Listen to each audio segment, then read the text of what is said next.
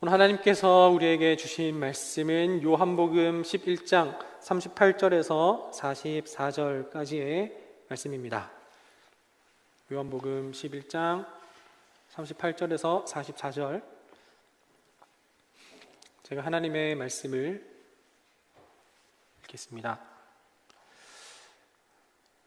이에 예수께서 다시 속으로 비통히 여기시며 무덤으로 가시니 무덤이 굴이라 돌로 막았거늘 예수께서 이르시되 돌을 옮겨 놓으라 하시니 그 죽은 자의 누이 마르다가 이르되 주여 죽은 지가 나흘이 되었음에 벌써 냄새가 나나이다.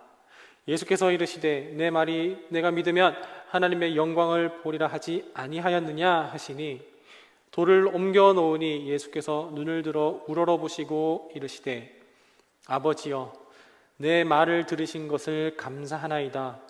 항상 내 말을 들으시는 줄을 내가 알았나이다. 그러나 이 말씀을 하옵는 것은 둘러선 무리를 위함이니 곧 아버지께서 나를 보내신 것을 그들로 믿게 하려 함이니이다. 이 말씀을 하시고 큰 소리로 나사로야 나오라 부르시니 죽은 자가 수족을 배로 동인 채로 나오는데 그 얼굴은 수건에 쌓였더라. 예수께서 이르시되 풀어놓아 다니게 하라 하시니라. 아멘. 오늘로써 우리는 시그널 시리즈 마지막 제가 되었습니다. 요한복음에서는 예수님께서 우리에게 보여주신 7가지 표적이 있습니다. 제가 잠깐 하단할 텐데 당황하지 마시고요. 리모컨 가지러 가겠습니다. 죄송해요. 그 첫 번째는 나는 생명의 빵이다 라고 예수님께서 자기 자신을 말씀하셨습니다. 그러면서 500여 사건을 통하여서 많은 사람들의 굶주림을 채워주셨으면서 동시에 그 굶주림을 채워주고 필요를 채워주는 것 뿐만 아니라 너희들은 그것을 먹고 또 그것들은 전부 다 배설물로 나올 뿐이지만 정말 너희들을 배부르게 하고 너희들을 만족하게 하는 것은 나다. 그것이 바로 나다라고 이렇게 첫 번째 주 우리가 얘기를 나눴었고, 그리고 예수님은 나는 선한 목자다 라고 말씀을 하시면서 배 가운데에서 풍랑 가운데서 방황하고 있었던 에게 나아가셔서, 그래서 그 제자들이 예수님을 영접했을 때 그때 그들은 비로소 그들이 가려고 할 수 있었던 땅에 간 것. 예수님께서 나는 양이 드나드는 문이다. 양의 문 옆에 베데스라라고 하는 그 연못에서 38년 동안 거기에서 희망을 가지고 있었지만 그 희망이 절망이 되었고, 그러나 예수님께서 그 38년 된 병자에게 소망이 되어주셔서, 그래서 나는 양이 드나드는 문이다. 너희는 나를 드나들면서 꼴을 얻을 것이라고 예수님께서 우리에게 말씀을 하셨습니다. 또 예수님은 나는 참 포도나무다 라고 말씀하시면서 예수님께서 베풀지 않았었던, 예수님이 없었던 그 잔치에는 그 포도주가 끊어지는 거지만 예수님께서 베푸시는 것을 통하여서 그 결혼식이 정말로 기쁨이 넘치는 곳이 되었다고 얘기를 했습니다. 예수님께서 나는 길이요 진리요 생명이다 라고 말씀하시면서 왕의 신하가 예수님을 찾으러 나왔을 때, 그럴 때 예수님께서는 너 아이들이 지금 나왔다 라고 얘기하면서 나는 길이요 진리요 생명이다, 나를 통하여서 길이 되고 진리가 되고 생명이 되다라는 것을 말씀하셨습니다. 또한 맹인이 앞을 보지 못하여서 그래서 어둡게 있었을 때 예수님께서는 세상의 빛이 되어 주셔서 맹인에게 빛을 보여주셨고, 이제 그 맹인은 눈을 뜨면서 예수님을 보고 예수님을 향한 믿음이 성장하는데, 한편 바리새인들과 서기관들은 눈을 뜨고 있었음에도 불구하고 영적 맹인으로 살아가고 있었다. 이렇게 우리는 지난 6가지 시간을 통해서 예수님이 누군지를 우리가 함께 살펴보았습니다. 이렇게 예수님께서 이 땅에서 놀라운 표적들을 전부 다 이렇게 보이시고 밝히시는 것은 단순히 내가 하나님의 아들이다, 내가 곧 하나님이다 라고 하는 이 신적 능력, 신적 권위를 우리에게 드러내시는 것, 이것이 있기도 하지만 이것만을 위해서 기적을 행하신 것은 아니었습니다. 그리고 우리들의 아픔과 배고픔과 우리의 어려움, 그리고 우리의 고통, 이런 것들을 해결해 주시고 우리를 위로해 주시고 품어 주시기 위해서만 그렇게 표적을 한 것도 아니었습니다. 예수님께서 계속해서 우리들에게, 그 제자들에게, 그리고 많은 사람들에게 표적을 보이시고 사인을 보여주시면서 예수님께서는 그것들을 통하여서 내가 누군지를 예수님께서는 알려주시고 계셨던 겁니다. 이 말은 무엇이냐면, 우리가 지금 우리가 살아가면서 문제가 해결되고 상황이 나아지고 그리고 우리가 뭐 이것저것 일이 잘 풀리고 이거 중요하지만 이것보다도 훨씬 더 중요한 게 있는데 그것은 내 삶이 잘 풀리고 내 삶이 좀 위로받고 이것보다도 더 중요한 거는 우리의 소망이 되신 예수님 한 분만을 알아가는 것 그것이 가장 중요하다라는 것을 성경은 요한복음은 간접적으로 계속해서 보여주고 있는 것입니다. 내 삶의 문제가 해결되고 내 삶의 문제가 개선이 돼야만 예수님을 향한 온전한 믿음이 회복되는 게 아니라 예수님을 향한 믿음이 회복될 때에 그때 우리의 상황과 우리의 환경이 비록은 그대로일지라도 우리가 그 삶을 대하는 그 가치 자체가 태도 자체가 변하게 된다라는 것입니다. 우리에게 예수님이 있을 때 요한복음에 에고 에이미 헬라어 에고 에이미 그리고 영어로는 I am 그리고 나는 뭐뭐다라고 이렇게 얘기하시는 것 그것의 오늘 마지막입니다. 시그널 7번째 이 사인을 통해서 예수님은 누구신지 오늘 알아가기를 바라고 그리고 내가 믿는 하나님 내가 믿고 싶은 하나님 내가 원하는 하나님이 아니라 내가 바라는 하나님이 아니라 하나님께서 알려주시는 하나님을 바르게 믿어서 그래서 우리가 건강한 신앙생활 계속해서 이어나갈 수 있으면 좋겠습니다. 지난 6주 동안 살펴봤었던 것처럼 오늘 이야기 역시 평범한 이야기는 아닙니다. 모든 일들마다 문제가 있었고 오늘 일에도 큰 문제가 있습니다. 무슨 문제냐면 베다니라고 하는 마을에 거기에 나사로라고 하는 사람이 있었는데 이 나사로라고 하는 사람이 아파요. 병들었습니다. 근데 이 나사로가 누구냐면 11장 오늘 읽은 11장 1절에서 2절에 나오고 있는데 마르다와 마리아의 오빠입니다. 그러니까 이 세 명은 이제 3남매인 거죠. 지난번에 제가 제 MBTI 소개하면서 마르다가 내 MBTI랑 비슷한 것 같다라고 이게 얘기를 했었잖아요. 제 MBTI 뭔지 벌써 까먹었는데 어쨌든 이 두 자매의 오빠가 나사로인 거예요. 근데 이 나사로가 병에 들었고 심각한 병이 들은 것 같아요. 왜냐하면 나사로는 곧 우리가 다 알다시피 죽기 때문이에요. 그래서 마리아와 마르다는 사랑하는 우리 오빠가 죽게 생겼는데 오빠를 살리기 위해서는 예수님을 찾을 수밖에 없는 거예요. 그래서 예수님을 찾아갑니다. 찾아가는 게 아니라 사람을 보내서 예수님 보고 오라고 얘기를 하죠. 사람을 보내서 사랑하는 나사로가 지금 많이 아프다라고 이렇게 얘기를 합니다. 그래서 사람을 불러가지고 소식을 전하고 예수님께서는 나사로가 아프다는 소식을 들었어요. 그랬더니 예수님의 반응이 어떨까요? 앞에 한번 읽어보도록 하겠습니다. 예수께서는 마르다와 그의 자매 나사로를 사랑하셨다. 그런데 예수께서는 나사로가 앓는다는 말을 들으시고도 계시던 그곳에 이틀이나 더 머무르셨다. 예수님께서는 마르다, 마리아, 나사로를 사랑하셨다고 명백하게 얘기를 하고 있어요. 이 사람들뿐만 아니라 예수님은 모든 이들을 다 사랑하셨겠죠. 그리고 특별히 오늘 주인공들도 사랑하신다고 얘기를 했어요. 그런데 앓는다는 소리를 들었으면 적어도 우리가 도움이 되지 못할지언정 걱정이 되는 마음으로 찾아갈 수는 있지 않을까요? 그런데 예수님께서는 사랑하시면서도 그리고 나사로가 아프다는 것을 들었음에도 불구하고 그 자리에서 움직이지도 않고 이틀이나 더 머무셨다라는 거예요. 자, 자연스러운 건 오늘 본문 읽어본 거를 제가 다시 한번 자연스럽게 읽어보면 예수님께서 마르다와 그의 자매 나사로를 사랑하셨다. 그래서 그 소식을 듣자마자 바로 베다니로 뛰어가셨다. 이게 조금 더 어울리는 문맥 아닐까요? 근데 사랑하셨대요. 근데 그럼에도 불구하고 안 가셨대요. 이 시그널 시리즈를 우리 함께 나누면서 그동안 반복해서 나눴었던 이야기들이 있었는데 하나님의 응답과 하나님의 반응이 빠르다, 느리다라는 거는 어디까지나 이번엔 반응을 빨리 하시는데 이번에는 반응을 늦게 하시는데 이 기준은 어디까지나 우리 시점의 기준이라고 얘기를 계속해서 반복을 했었어요. 하나님의 입장에서는 그 간구함과 그 부르짖음이 가장 알맞은 때에 하나님께서는 적정한 때에 반응을 하시는 거고 응답을 하시는 건데, 그런데 우리가 기대하는 것보다 빠르면은 반응이 빠른데 기대하는 것보다 느리면은 느린데 라고 우리 기준에서 판단한다는 거죠. 어쨌든 예수님은 이틀이나 더 거기에 머무셨어요.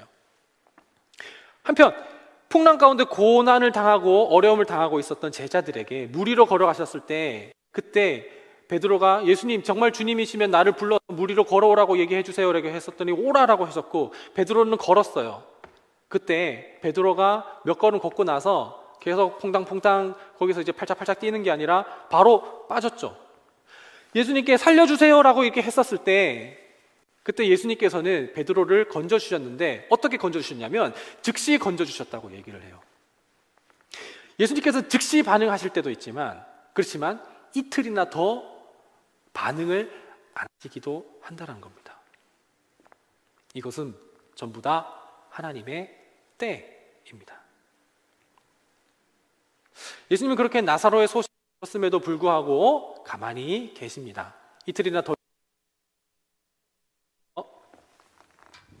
이틀이나 있다가 드디어 이제 제자들에게 가자고 얘기를 하십니다. 앞에 함께 읽겠습니다. 시작. 이때 예수께서 그들에게 밝혀 말씀하셨다. 나사로는 죽었다. 예수님께서는 마을에 이제 베다니로 가시기로 작정을 하셨는데, 그때 나사로가 죽었다라는 것들을 나사로가 죽었다는 사실을 알고 나서 그때부터 그때 이동을 하시게 되는 겁니다. 예수님은 기다리신 거예요. 뭘 기다리셨냐? 나사로가 죽을 때까지를 기다리신 거예요. 우리는 예수님을 찾고 기다립니다. 외롭고 힘들고 마음이 어렵고, 그리고 정말 아무도 나를 이해해 주지 못하고 어렵고 정말 아무것도 알 수 없을 때, 그때 예수님을 찾고 기다립니다. 그래서 예수님이 삶의 크고 작은 문제들을 해결해 주시면 좋겠고, 해결은 안 해주셔도 그냥 내가 이런 상황이라는 것을 알고 찾아와 주셔서 위로해 줬으면 좋겠고, 그리고 내 상황이 나아지는 마음으로 예수님을 찾고 기다리는 거예요. 마리아와 마르다는 예수님이 자신들을 사랑하는 것을 본인들도 알았을 거예요. 그래서 나사로가 아프다는 걸 알고 계실 테니까 즉시 오실 것들을 알고 기다렸는데 예수님은 안 오셨어요. 성경에서 직접적으로 표현하고 있지 않지만 딱 봐도 예수님은 나사로가 죽을 때까지 기다리셨던 거예요. 우리의 기다림과 예수님의 기다림의 결정적인 차이는 무엇일까요? 우리의 기다림은, 예수님이 우리에게 오기만을 기다리는 그 기다림은 각자 상황마다, 마음마다, 믿음마다, 환경마다 다 다를 거예요.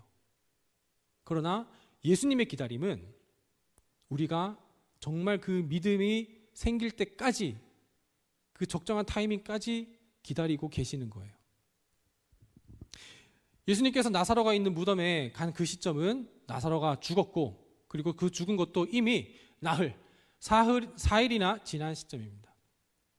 그제서야 예수님 앞에 온 마르다 앞에 온 예수님, 마르다는 이렇게 얘기를 합니다. 마르다가 예수께 말하였다.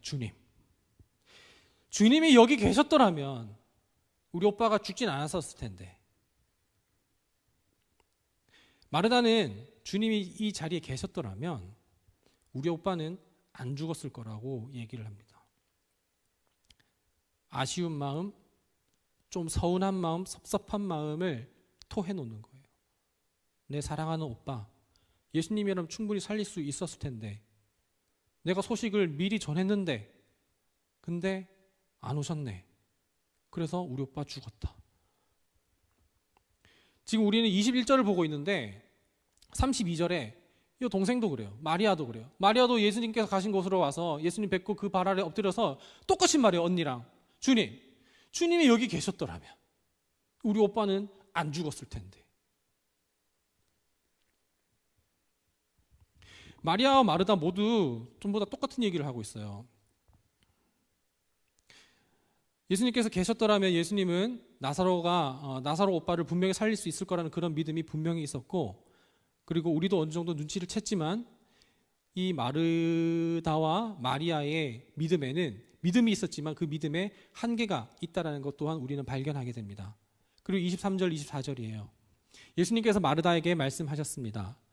네 오빠가 다시 살아날 것이다. 마르다가 예수님께 말하였습니다. 예, 주님. 마지막 날에 부활의 때에 우리 오빠 다시 살아날 거 저도 알고 믿습니다. 부활에 대한 믿음도 있었습니다. 살아날 것이라는 것도 알고 있었습니다. 믿었습니다.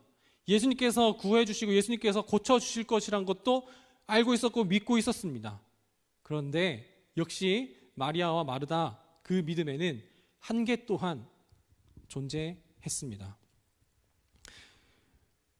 여기 있는 저도 그렇고 또 앞에 앉아 있는 여러분들도 그렇고 우리는 전부 다 하나님을 향한 믿음이 있습니다. 믿음은 있지만 그 믿음에 대해서 또한 믿음의 한계도 존재합니다.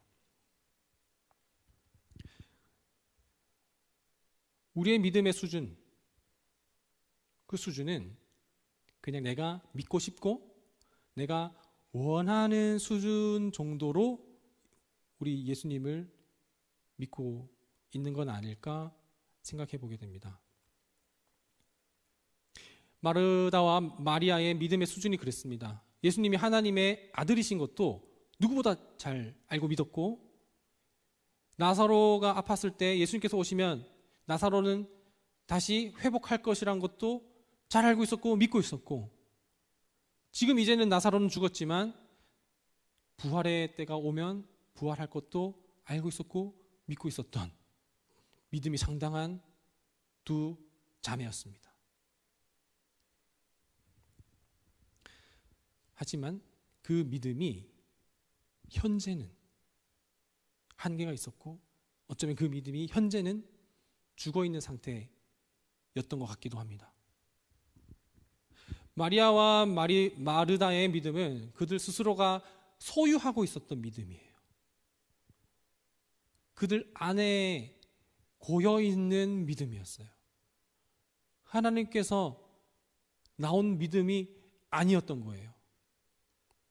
우리가 갖고 있고 우리가 소유하고 있고 우리 안에 고여있는 그 믿음은 제한됩니다. 예수님을 향한 그 믿음이 제한됩니다.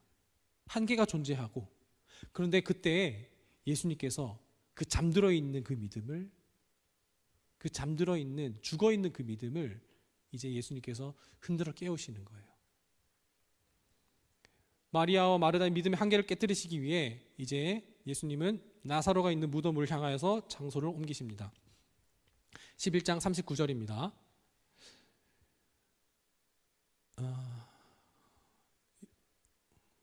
제가 읽을게요. 왜 이러지? 제가 읽겠습니다. 예수께서 돌을 옮겨 놓아라 하시니 죽은 사람의 누이 마르다가 말하였다. 주님, 죽은 지가 나흘이나 되어 벌써 냄새가 납니다. 예수님은 나사로가 있는 무덤을 열라고 얘기를 합니다. 마르다야 이제 그 무덤의 문을 열어라. 근데 마르다가 안 돼요. 지금 죽은 지가 이미 4일이 지나서 썩은 내가 진동합니다. 마리아의 믿음도 또한 죽어 있었던 거예요. 39절 말씀을 다시 한번 볼 수 있을까요? 여기에서 우리말로는 돌을 옮겨 놓아라 라고 얘기를 하고 있지만 헬라어와 영어에서는 그거를 치워라 라고 얘기를 합니다. 제거해라. 그렇게 얘기를 하고 있어요. 마르다는 예수님이 돌을 옮겨 나오라고 말하시는 그 말씀에 이렇게 대답합니다. 냄새 나서 못 열어요 라고 이렇게 얘기를 하는 거예요. 계속 예수님 말에 댓글 달고 또 대댓글 달고 안 된다고 반대 의견 달고 그 명령에 계속해서 댓글 다는 거예요.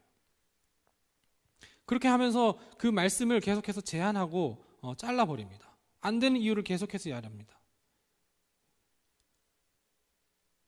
여기에는 예수님을 향한 탓도 있어요. 우리 오빠 죽은 지 4일 지났습니다. 예수님 늦게 왔잖아요. 근데 이제 와서 연란이요. 진짜 우리 오빠 시체 다시 보는 거 얼마나 끔찍한데. 근데 예수님은 열라고 얘기를 하시는 거예요. 21절. 처음부터 다시 할까요? 21절. 자, 예수님께서 마르다가 주님 여기에 계셨더라면 이렇게 얘기를 하고 있습니다. 영어로 If you had been here. 마르다는 만약에 주님이 여기 계셨더라면 얘기를 하고 있어요. 근데 40절을 볼까요? 40절에 예수님께서는 마르다에게 이렇게 얘기를 해요. 40절. 네가 믿으면 If you believe. 마르다는 이렇게 얘기를 해요. 만약에 주님이 여기 계셨으면 우리 오빠는 안 죽었을 텐데. 근데 예수님이 이렇게 얘기를 해요. 만약에 네가 믿었다면 너는 하나님의 영광을 보게 될 텐데. 마르다는 예수님이 오셨더라면 오빠가 살았을 것이라고 얘기를 하지만 예수님은 네가 믿었더라면 하나님의 영광을 보게 될 것이라고 얘기를 하는 거예요. 마르다의 if와 예수님의 if가 지금 충돌하고 있는 거예요. 너의 믿음이 지금 어디에 있느냐? 너의 믿음에는 너의 마음 안에 너의 믿음조차 없다. 나사로가 죽은 것뿐만 아니라 너가 사랑하고 너가 아끼던 너의 마음이 다 있었던 그 나사로가 죽었을 때 너의 믿음도 같이 죽은 것 같다. 나사로가 죽었을 때 그 돌무더미 안에 나사로가 들어갈 때 너의 믿음도 거기 안에 넣어놨구나 라고 예수님께서는 얘기를 하고 있는 거예요.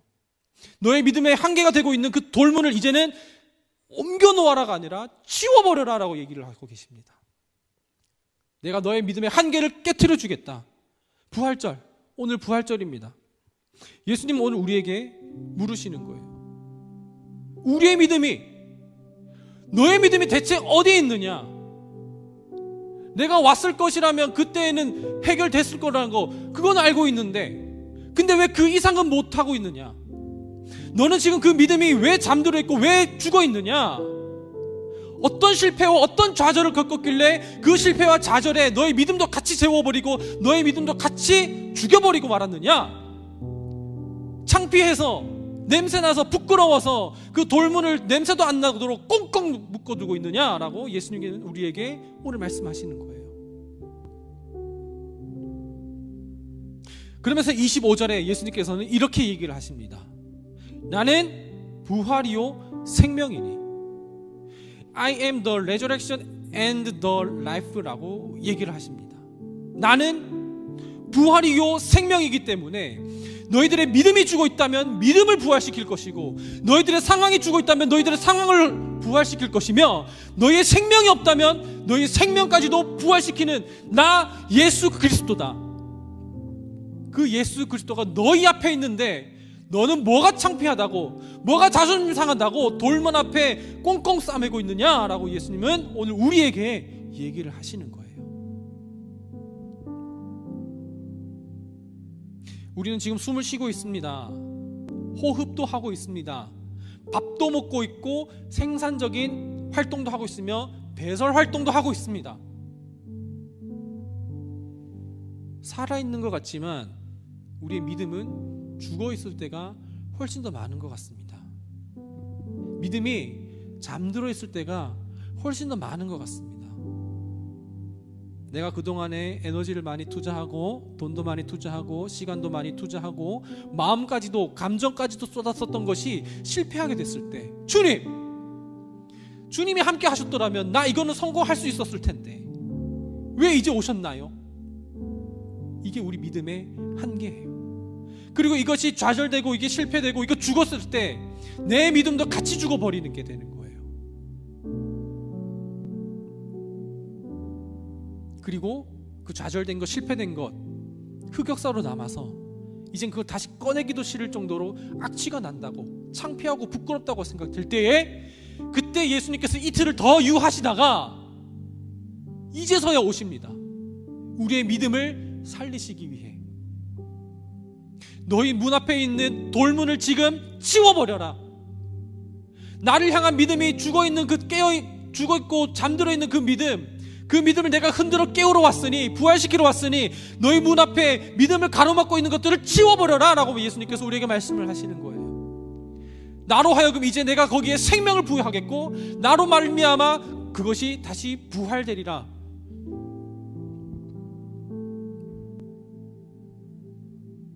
만약 주님이 오셨다면을 무너뜨리고, 만약 너가 믿는다면 너는 지금부터 하나님의 영광을 보게 되리라.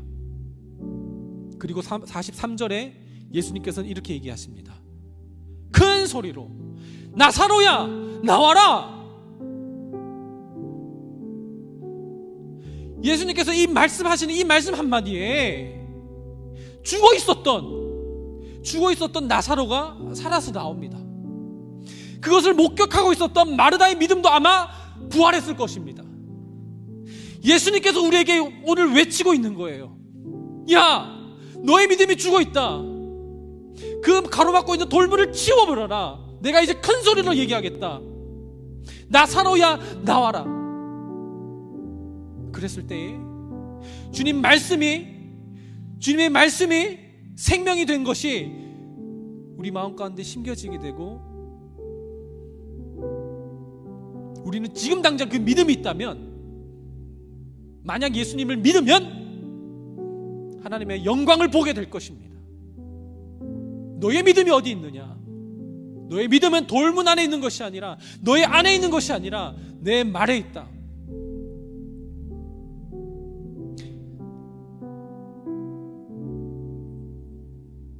나사로는 또 죽어요.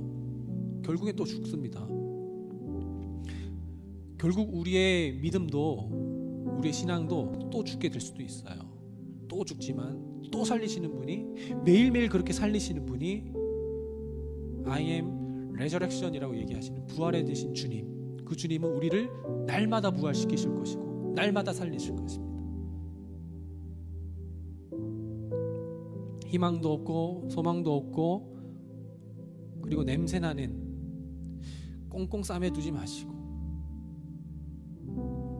우리의 if가 아니라 하나님의 if를 우리가 날마다 경험하면서 부활을 경험하는 그 믿음이 우리 가운데 넘쳐나기를 소망합니다. 이제 찬양할 때 내 믿음이 어디 있었나?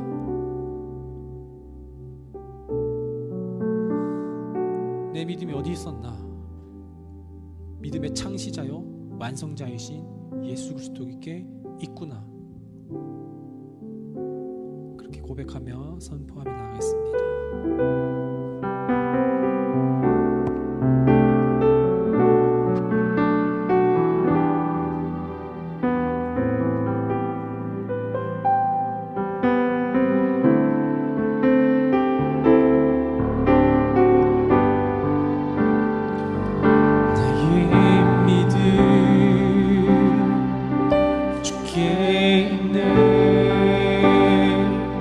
십자가 능력이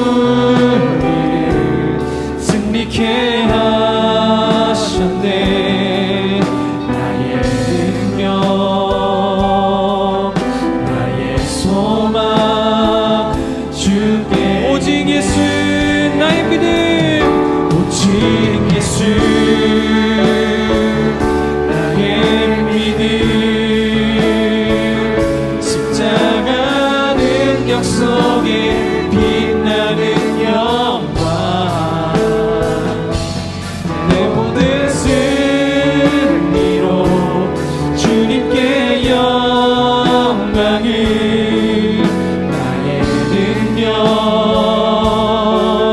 나의 소망 주께 있는 나의 믿음 오직 예수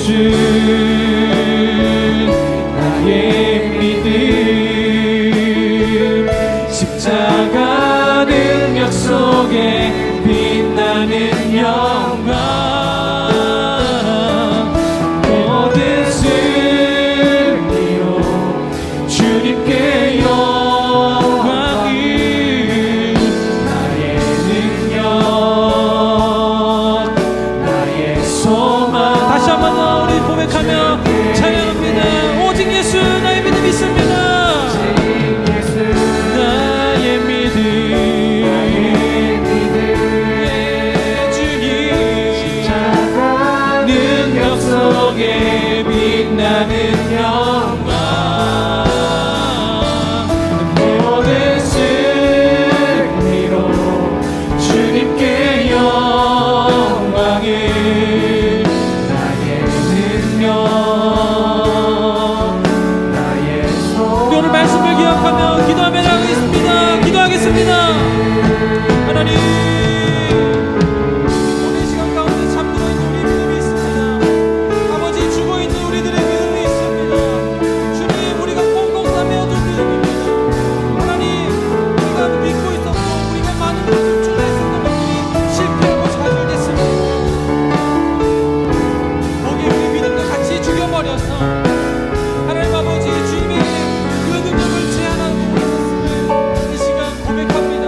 하나님 우리 죽어있는 이 잠들어 있는 그 믿음을 주님께서 다시 한번 살려주셔서 하나님 부활이요 생명이라고 말씀하신 그 주님 아버지 앞에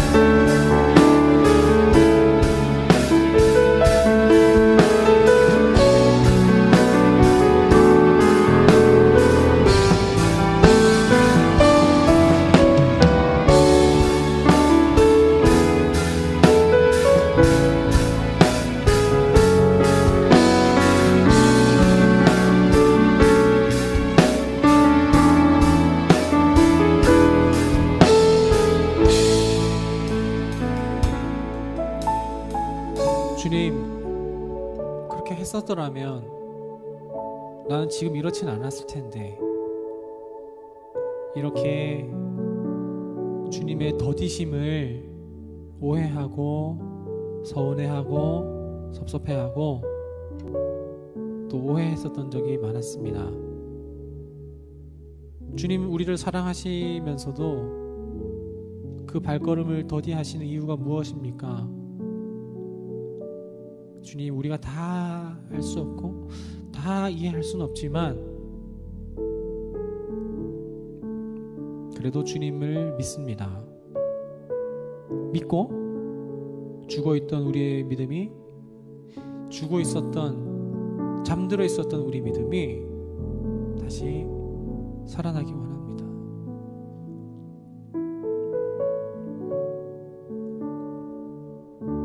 말씀하여 주옵소서. 큰 소리로 나사로야 나와라 말씀하셨던 것처럼 우리 안에 있는 구석에 꽁꽁 감싸두고 있었던 그 무언가를 다시 주님 앞에 내어놓고 만약 너가 믿었다면 하나님의 영광을 보았을 텐데 그 영광을 우리가 날마다 보게 하여 주옵소서.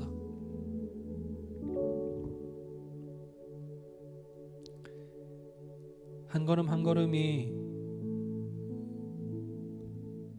버겁고 힘든 일이 참 많습니다.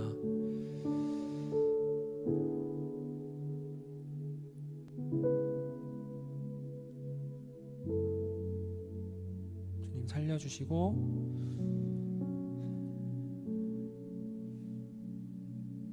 주님을 향한 믿음이 회복되게 인도하여 주옵소서. 주 예수 그리스도의 은혜와 하나님의 사랑과 성령님의 인도하심이 우리 믿음이 주께 있다고 고백하는 여기 모든 예배자의 삶 가운데 지금부터 영원토록 함께 계시기를 간절히 축원하옵나이다. 아멘.